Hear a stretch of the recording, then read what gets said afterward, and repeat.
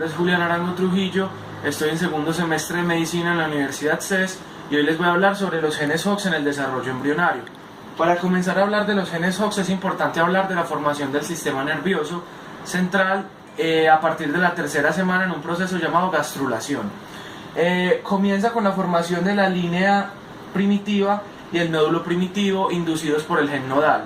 Luego, a partir de este nódulo primitivo, vamos a ver que se va a formar la notocorda y a su vez la notocorda va a inducir la formación del tubo neural, que es lo que me va a funcionar como sistema nervioso central cuando esté adulto.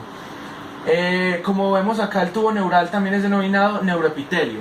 El tubo neural inicia como una placa neural, luego se va a levantar formando unos pliegues neurales que luego van a crecer formando un surco neural y finalmente se va a fusionar formando el tubo neural ya descrito.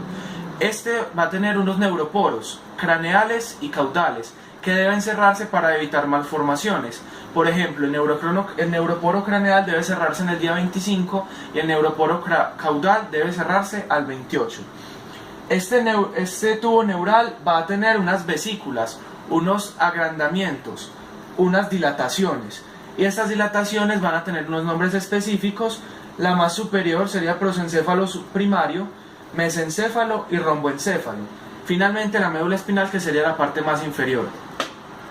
Como les estaba diciendo, este tubo neural, también denominado neuroepitelio, entonces en este momento va a proliferar, formando neuroblastos. Estos neuroblastos, pues la proliferación va a continuar desde el neuroepitelio y me va a formar lo que vamos a denominar capa del manto, donde se van a alojar los neuroblastos de manera concéntrica alrededor del neuroepitelio.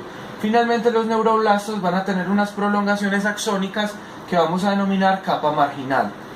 Luego esto va a sufrir unas transformaciones por los cúmulos de los neuroblastos y se me van a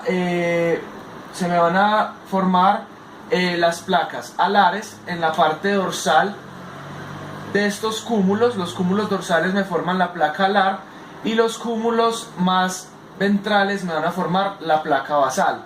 A su vez el neuroepitelio se me va a cambiar su conformación teniendo la placa del techo más dorsal y la placa del piso en la parte más ventral. La operación que sufre el neuroepitelio formándome las placas alares y las placas basales en la médula va a sufrir unas transformaciones y las placas alares me van a formar el componente sensitivo, o sea la parte posterior de la médula, y las placas basales me van a formar el componente motor anterior de la médula. Las placas del piso y del techo me van a formar las comisuras anteriores y posteriores. Como podemos observar acá, alrededor podemos encontrar la zona marginal que ahora va a salir en forma de nervios raquídeos. Esto es lo que encontramos en la médula. Mientras en el romboencéfalo vamos a encontrar unos cambios notables. La placa del techo, la parte más dorsal, se va a abrir como es descrito a modo de libro. A modo de libro se abre y las porciones, las placas alares o porciones sensitivas van a quedar más laterales y más dorsales, mientras que las motoras, o sea las placas basales, van a quedar más mediales y más en la parte ventral.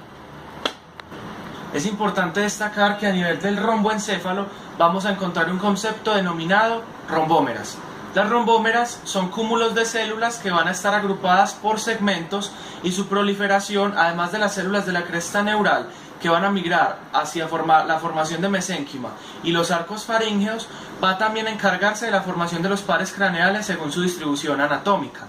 Y estas rombómeras y esta distribución de los pares va a responder a los genes Hox. O sea, la función principal de los genes Hox es la formación ordenada, organizada y secuencial de los pares craneales de craneal a caudal, y por la respuesta que tienen los genes Hox a ácido retinoico, que es lo que vamos a hablar a continuación. Para esto es importante destacar la estructura de los genes Hox. Los genes Hox van a tener un componente RARE, que es el componente que responde a ácido retinoico. Este componente se encuentra ubicado en el promotor. Cuando los niveles de ácido retinoico son propicios, porque vamos a ver después que varían dependiendo si está en craneal o caudal, vamos a encontrar que RARE se va a activar y va a activar la transcripción de este segmento. Esto que vamos a denominar caja homeótica, al ser transcrita y traducida me va a producir homeodominio, una proteína que va a funcionar como un factor de transcripción que se me va a unir a los genes necesarios para la proliferación y el desarrollo de los pares craneales a nivel del romboencéfalo. Como dije, este va a responder al ácido retinoico y a sus niveles debido a Rare.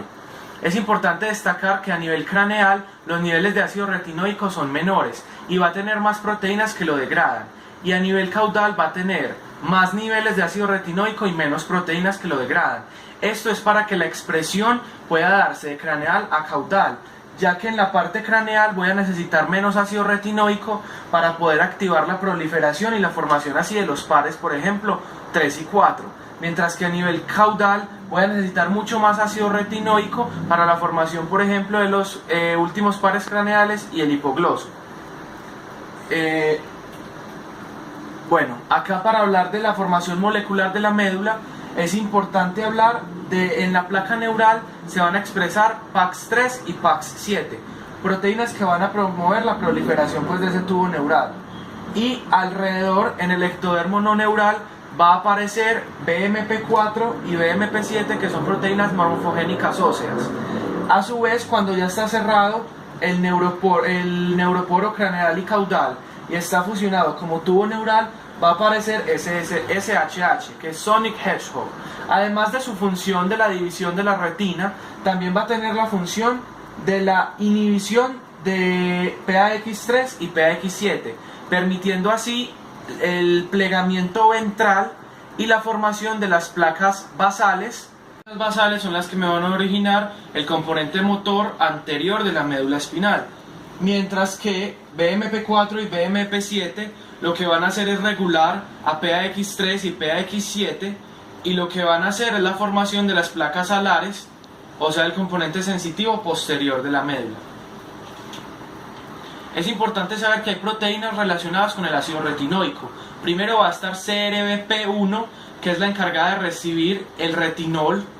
Por ejemplo, cuando se utiliza para el acné, es importante tenerlo en cuenta cuando la mujer está embarazada, debido a que el CRBP1 va a convertir retinol en ácido retinoico, y ya vamos a hablar de la otra proteína que es crucial para el desarrollo, que sería CRABP1.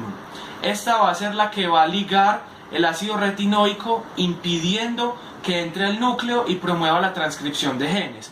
Por tanto, podemos concluir que a nivel craneal CRABP1 está aumentada, permitiendo que no se dé la transcripción de los genes, porque ella misma va a unirse al ácido retinoico y no va a dejar que ingrese al núcleo. Por el contrario, a nivel caudal, lo que va a suceder es que CRABP1 está ausente o está disminuida, por tanto no va a poder atrapar el ácido retinoico y este va a llegar al núcleo, se va a unir a Rare y va a promover la transcripción. Pero se ha descubierto que hay dos tipos de mecanismos que va a ejercer el ácido retinoico. Puede llegar con CRABP1 y si no se une a ella, pues va a llegar a la parte Rare del promotor y va a promover la transcripción. Pero también se ha visto que el ácido retinoico puede inhibir a AP1, que es un factor de transcripción, entonces no se va a poder unir al enhancer y pues se va a dar una represión de la división celular y de la producción de metaloproteinasas encargadas de la angiogénesis. Entonces, los niveles altos de ácido retinoico ha sido demostrado que van a ser teratogénicos para las embarazadas. Por eso se reitera que es importante regular el consumo de retinol, generalmente para los casos de acné, porque puede dar malformaciones congénitas muy graves. Igual se hace la aclaración de que puede haber dos tipos de mecanismo de acción que puede generar, pero el más reportado es la proliferación anormal, y como consecuencia podemos obtener, por ejemplo, la aparición de pares craneales muy caudales, como sería el hipogloso, a nivel del puente. Esto se daría por unos niveles muy aumentados de ácido retinoico y por tanto las rombómeras tendrían una proliferación no organizada, generando así malformaciones. Es importante destacar que los genes Hox van a estar presentes en unos cromosomas determinados. Estos serían 2, 7, 12 y 17. Y que su extremo 3' es el que va a prevalecer en la parte craneal, que necesita menos activación del ácido retinoico, y en caudal va a predominar el extremo 5'. Por tanto, su activación es de 3' a 5' y de craneal a caudal. Muchas gracias.